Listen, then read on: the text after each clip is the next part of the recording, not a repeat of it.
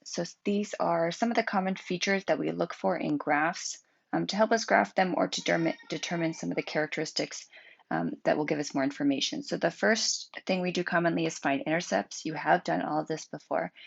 So we're just going to try it with these two random equations. Okay, if I want to find the y-intercept, that's where where the graph intersects the y-axis. So I always set the x equal to 0, and this is true regardless of whether this is a function or not a function. Okay, I would make the substitution. So when I plug in x equals 0, I get y equals square root of 5. So the y-intercept is at 0, comma, square root of 5.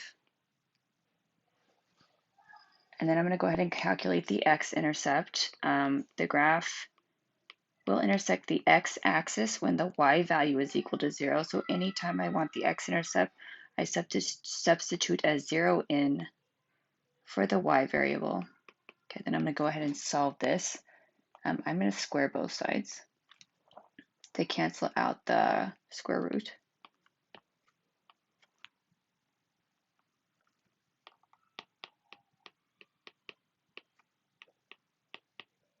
So I found x equals -5 when y is equal to 0. So the x-intercept is -5, comma 0. It is possible for there to be multiple intercepts, x or y intercepts, and there's possible for a graph to have no intercepts. Okay, I'm going to do the same process with the relation y squared equals 9 minus x for part B. So again, to find the y-intercept, I just have to let the x-coordinate equal to 0.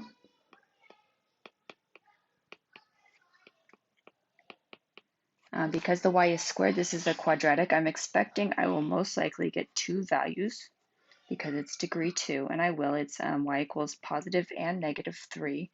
So the y-intercepts are at 0, 3, and also at 0, -3. Then the x-intercept, I'll go ahead and substitute in 0 for the y value.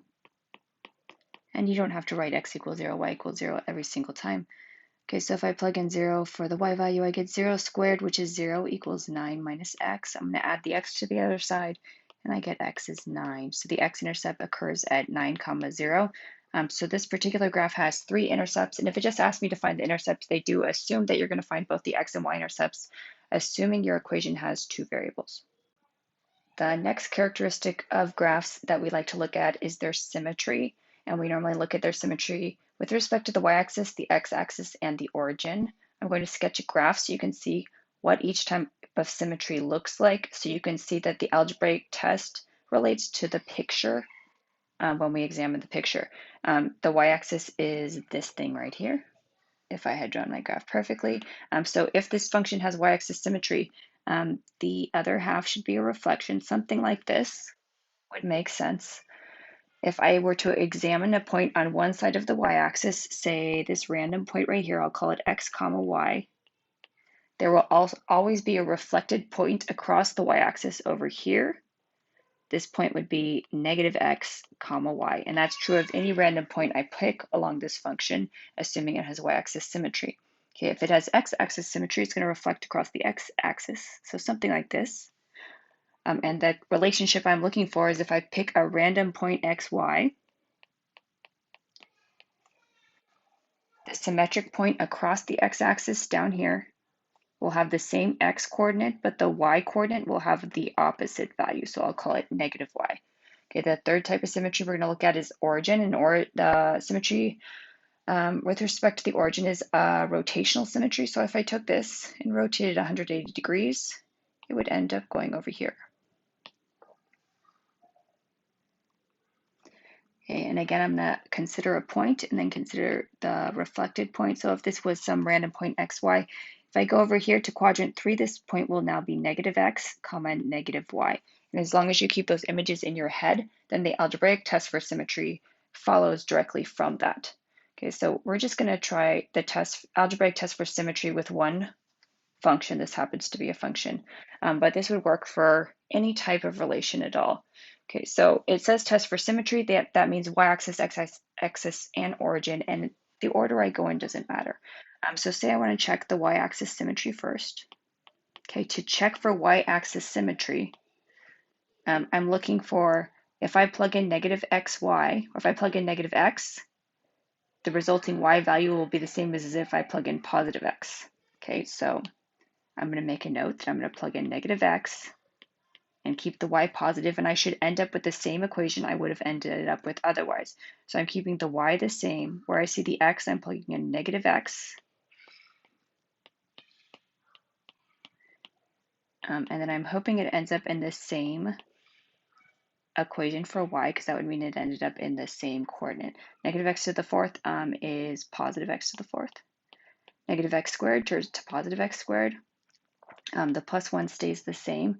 And because this function matches this function, this is symmetric with respect to the y-axis.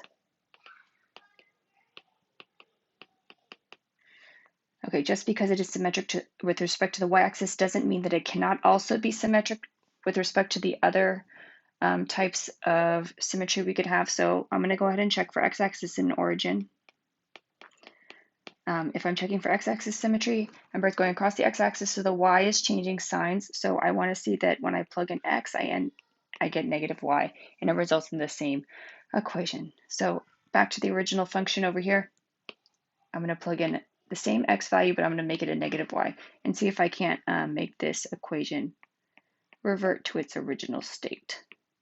Okay, say I want to solve for y. I'm going to divide everything by a negative.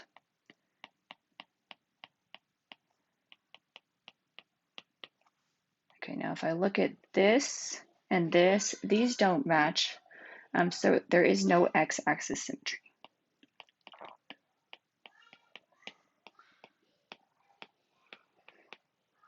Okay, and then the last type of symmetry I'm going to check for is the origin symmetry.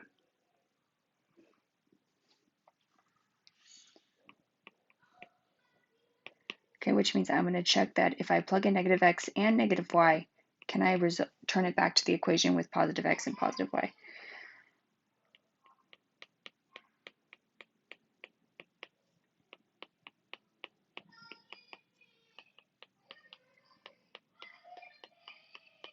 Okay, I'm going to go ahead and divide the negative over so I can isolate the y.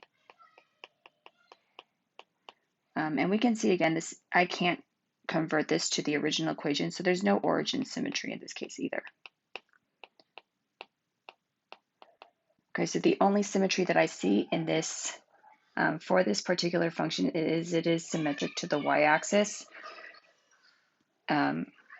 Most graphs are not symmetric to any of them. They're just a random graph in space, so the fact that it has symmetry is special. It is possible to be symmetric to more than one. An example would be a circle centered at the origin. That would be symmetric to the y-axis, the x-axis, and the origin. So you should check for symmetry in all directions, even if you found that it does work in one direction already.